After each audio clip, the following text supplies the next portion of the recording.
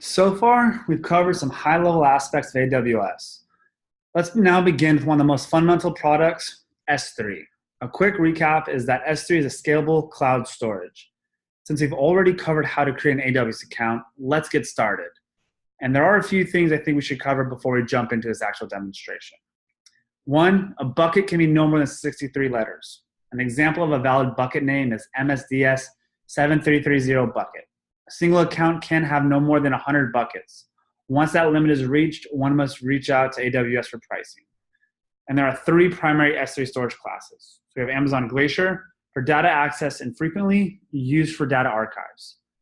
Amazon S3 Standard, which we will focus the bulk of our attention on. Amazon Standard, which is infrequent access, and Amazon S3 Reduced Redundancy Storage. This actually may be a good time if you guys want to pause it and log into the AWS account that you had created from the earlier slides. But the overall goal by the end of this tutorial is you should be able to create an S3 bucket through the AWS console, as well as create a bucket using Python. You will also understand why S3 is the building block of AWS. As you will see, it is the source of the other AWS applications. We use the Iris dataset to build a classification model using the data in our bucket. From creating database to analytics, S3 should be your first stop in developing an AWS workflow. An earlier tutorial showed you how to create an AWS account. Let's get started. Log in with your credentials, and this will be the landing page referred to as the AWS console. You'll have many options that can be overwhelming for the first-time user. So we took some screenshots, we made it simple, try to break it down and show you the fundamentals. So from the console, navigate to the storage location, and it should look like this. You'll see the storage with the 4 different types of storage that you can do, the S3, EFS, Glacier, and Storage Gateway. From here, you can need to select the S3. You will be next given the option to create a bucket and select Create Bucket. So if you hover down there, it'll be that blue one that's actually highlighted, and we can click on that. Once you've chosen the option to create a bucket, you will need to go through some administrative steps. First, if you're following along, name the bucket something other than what we've named our bucket. We're the lucky ones that got MSDS 7330, so everyone that's in this class watching it, you could do MSDS 7330 2, 3, 4, whatever it may be.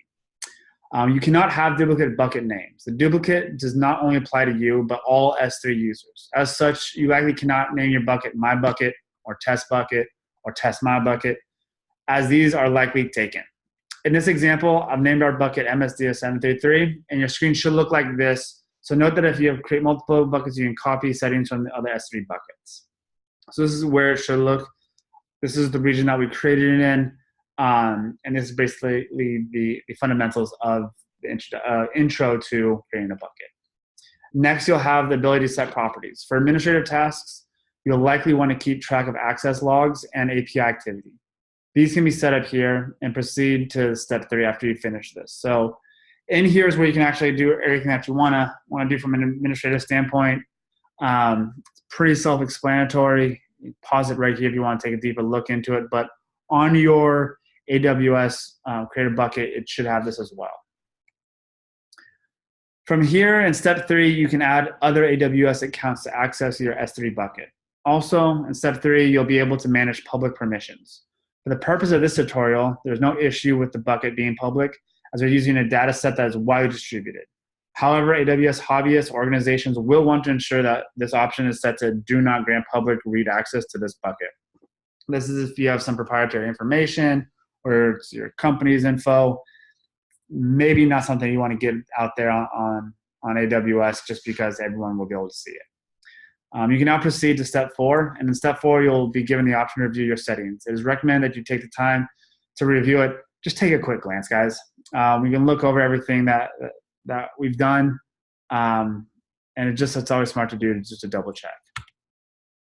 So the S3 bucket is now created.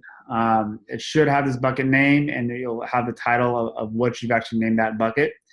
Now, this is where we can get some data. Well, we'll first work with the console to add data. To follow along, please search for the Iris dataset. It's a very common dataset used for a multitude of tutorials in both Python and R.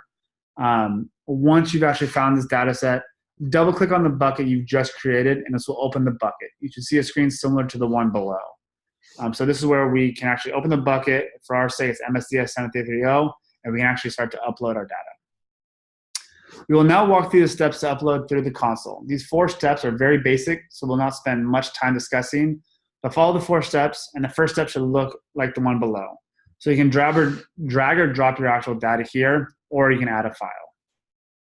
2 aspects you'll want to consider in implementing a solution in AWS is that of storage class and encryption. Storage class will vary on your use case. The default is standard. The encryption option is recommended for organizations and AWS hobbyists that may store data that is more sensitive than what we'll be working with. Since the IRIS data set is common to many data mining tutorials, we will not encrypt our data set. So if you look at the screenshot below, the storage classes, you can choose exactly what you want to do and also the encryption. For ours, none, and we're also keeping it standard. Once you've completed step 4 and reviewed all settings, select OK, and congrats, you successfully uploaded data to your test bucket. Now that you see how to navigate the AWS console, let's take some time to understand how to use Python with AWS.